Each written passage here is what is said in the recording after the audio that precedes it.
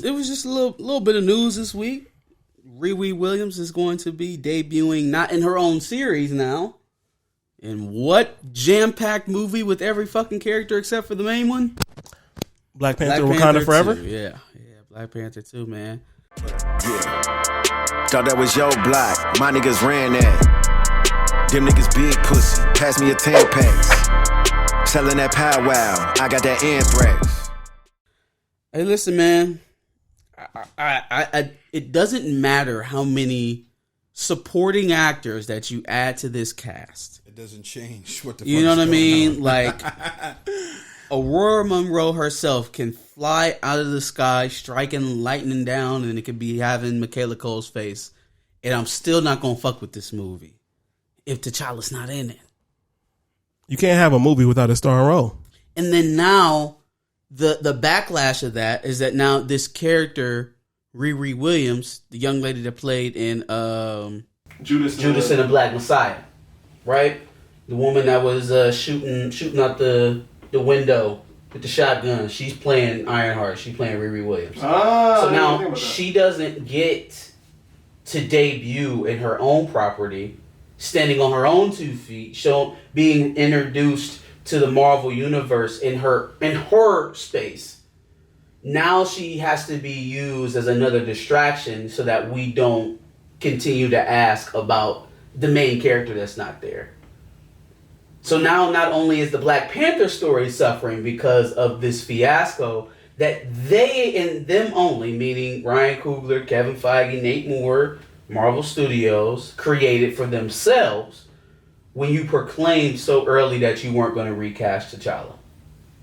Right? Now we're at a point where we're affecting other storylines to try to hold this one together when we never had to disrupt it in the first place, and it's real frustrating. I swear to God, every time I hear an update about this movie, I get mad. And I don't want to be. I don't want to be. I want there to be something positive to come out of this. But jam-packing this movie full of other storylines and other threads that don't connect back at the person who this film franchise was built around, it just doesn't make sense. So are we on the 6th, 7th script then? I don't know. I would assume we'd have to be beyond where we were at the last time we were talking about this because Riri Williams wasn't supposed to be in this movie. Mm-hmm. Mm-hmm. Yeah, I don't know where this is going. And that obviously frightens a lot of people. Like, I guess I understand loosely how she would tie into it. Like, she's supposed to be an MIT student, right? Who is delving into Tony Stark's technology. I was gonna say, that's more Iron Man. Ironheart belongs in an Iron Man movie. Right? Stop trying to... And I understand... I completely understand the angle they're going with it. What they're trying to do is replace the obvious void that the black male lead left in this movie with as many young black women as you could possibly stand. And I feel like that's kind of toxic. It's like, it's okay, because I get it. They think that they can hide behind all of this black girl magic, for lack of a better term, and hopefully you don't recognize that there's the big gaping hole in the middle of this movie because it's all, we got black girl magic here, we got black girl magic there, we got all these black women that are being promoted. If you let the story progress how it's supposed to, they would have already been there. They would have already been there, and once again, there's no reason to kill T'Challa to get that. Mm-hmm. To get that. So now you're about to shove in Ironheart in the middle of a Black Panther story just to kind of reinforce the theme of the movie. I just don't... It's so much messed up with where this film is going, man. And I feel like they're not... we said this before. They're ill prepared for the backlash that I personally believe it'll receive. Mm-hmm. I don't know, man. I just don't know what to think. We got Namor. We got Ironheart. And then another thing, it's like, so at the same time as you're supposedly introducing a new Black Panther for the franchise, you're also introducing a very, very important character in Namor. And then you're also introducing a brand new character to a lot of people in Riri Williams with Ironheart. how the fuck are we supposed to focus on any of one of those things? Which one of them is more important? Who has the biggest role in the movie? Is it Namor? Is it Riri Williams? Is it Shuri? Is it who? Is it M'Baku? Is it Nakia? Where are we supposed to focus? Who's the basis? Who's the barometer for this movie? You just got all of this stuff going on. Hey man, don't make a Justice League. Don't do that. Question. What do you think about the whole Captain America 4 officially being created for Sam Wilson? I mean, shout out to Anthony Mackie for the payday. Word. Shout out to him. I think it's very clear what people at Marvel, and I'm not even just pointing this finger at Kevin Feige, I mean the creators as well. It's very clear what they see when you talk about black representation, or if you talk about being able to tell our own stories, right? It's very clear where their barometer is for those things.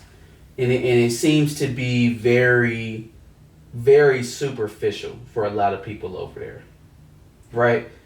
It's totally fine to have a black character slide into such a prominent role. That's already there. Such a lead, right? Something that's already been established, right? So now Sam Wilson, a popular character in Marvel in his own right as the Falcon, needs to take on the mantle of the white character That was already to be elevated in the top status. So we would have never seen a Falcon movie. Yeah, nah. Anthony Mackie would have never been a leading man in his own right. He has to be handed the title of some other white character for it to be something prominent. And now we're putting black faces at the forefront. So and making seeing that in relation to now how Black Panther is being handled, as if Black Panther is nothing more than just a mantle to pass on to another person. Yeah. It's bittersweet. It's bittersweet. It's like you take one step forward and 3 back. So, congratulations to him. Obviously, I'm not mad at anybody getting paid, but also I want to see what the film is going to be like, because they got the same writer, Malcolm Brown from Falcon Winter Soldier. He also used to do Empire. I didn't know that. Hopefully he gives us a little more in the movie than he gave us in the TV show. Because I think the TV show fell short of its mark on what it was trying to do. Empire, the TV show? Yeah. With Lucius Lyon. Lucius Lyon? Yeah. So we about to have Jesse Smollett in there? Jesse Smollett. Do y'all plan on going to see, because this isn't something that we've really discussed in depth. Do y'all plan on going to see the film no matter what? No. Like paying for it? No. Because I think we have to see it from a standpoint of critiquing it. Without saying too much, I just don't. I don't think that I'll be paying for this. Are you putting me in a box? I don't think I'll be paying for this one, and here's why. We had the petition with the email started or whatever, and pushed it as far as we could, at least momentarily. Got 37 some odd thousand signatures or whatever. And Marvel hasn't responded. So to me, that's telling me that they've heard exactly what they needed to hear. They know. They're choosing to move forward anyways. So if that's the basis that we're on, then I will give you my response to that in the only way that affects you at all, and hold my dollar.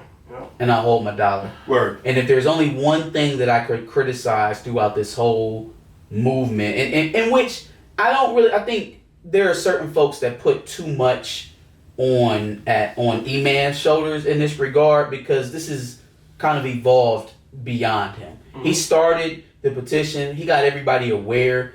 He did what he set out to do to a certain degree, right? He got people aware about it. And so now there are other factions who are more radical than he is, I would count myself among them that are not going to support this movie in any way, shape, or form. I understand it's a black production. A lot of black people got paid off of this movie being made in Atlanta. So I definitely respect all of that.